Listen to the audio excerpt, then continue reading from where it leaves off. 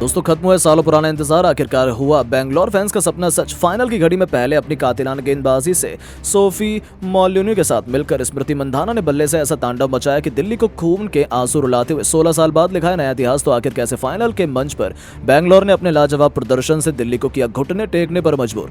कैसे स्मृति मंधाना और सोफी की कातिलाना बल्लेबाजी से बैंगलोर बनी पहली बार आईपीएल की चैंपियन। इस रोमांचक मैच के रोंगटे खड़े कर देने वाली पूरी हाईलाइट का वीडियो तो हम आपको दिखाएंगे, लेकिन उससे पहले आपको क्या लगता है मंधाना, पेरी और शेफाली वर्मा में कौन सबसे खतरनाक खिलाड़ी है? नीचे कमेंट करके जरूर बताएं। दोस्तों बैंगलोर और दिल्ली कैपिटल्स के बीच वुमेन प्रीमियर लीग का फाइनल मुकाबला दिल्ली के अरुण जेटली स्टेडियम में खेला गया। इस मुकाबले में दिल्ली कैपिटल्स की कप्तान ने टॉस जीतकर पहले बल्लेबाजी करने का फैसला किया, लेकिन यह फैसला उनके पक्ष में बिल्कुल भी नहीं रहा।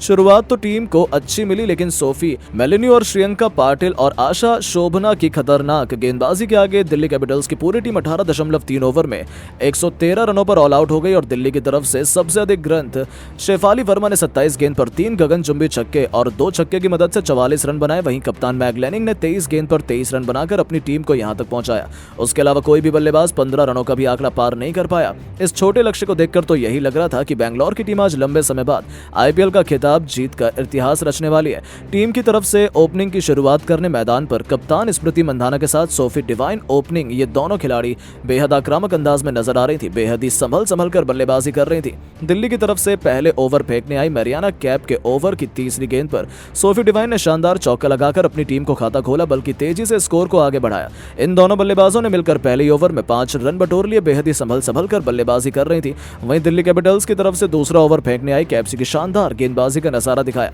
अपने इस ओवर में केवल 3 रन दिए, एक भी बाउंड्री लगाने नहीं दिया। वहीं दिल्ली कैपिटल्स भी अपनी पकड़ को मजबूत बनाए रखी हुई थी। टीम के लिए तीसरा ओवर फेंकने आई शिखा पांडे भी बैंगलोर के बल्लेबाजों को खूब परेशान कर रही थी। उन्होंने भी इस ओवर में केवल 3 रन दिए। बैंगलोर की टीम 3 ओवर में केवल 11 रन बना पाई, लेकिन उसके बाद चौथे ओवर में मंधाना बेहद आक्रामक अंदाज में नजर आने लगी। मैरिसन कैप की पहली गेंद पर मंधाना ने शानदार चौका लगाकर अपनी टीम के स्कोर को तेजी से आगे बढ़ाया। इसके बाद दोनों खिलाड़ी सिंगल खेलने लगे और इस ओवर में 7 रन बटोर लिए। बैंगलोर टीम का स्कोर 4 ओवर में 18 रन पहुंच गया। ये दोनों बल्लेबाज बेहतरीन बल्लेबाजी का नजारा दिखा रही थी। 5 ओवर में बैंगलोर का स्कोर 20 रनों तक पहुंच चुका था। इसके बाद 6 ओवर फेंकने आई। एक बार फिर मैरिसन कैप की तीसरी गेंद पर सोफिया डिवाइन ने शानदार चौका जड़ दिया। बैंगलोर टीम का स्कोर तेजी से आगे बढ़ने लगा।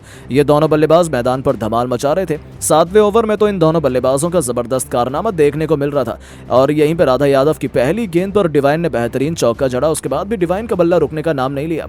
तीसरी गेंद पर भी उन्होंने एक और चौका जड़ दिया। राधा को कुछ समझ नहीं आ रहा था। 5वीं गेंद पर डिवाइन ने खतरनाक अंदाज में छक्का जड़कर अपनी टीम के स्कोर को तेजी से आगे बढ़ाया। इसके बाद अंतिम गेंद पर उन्होंने चौका लगाकर ओवर को समाप्त किया। इस ओवर से डिवाइन ने 18 रन बटोर लिए।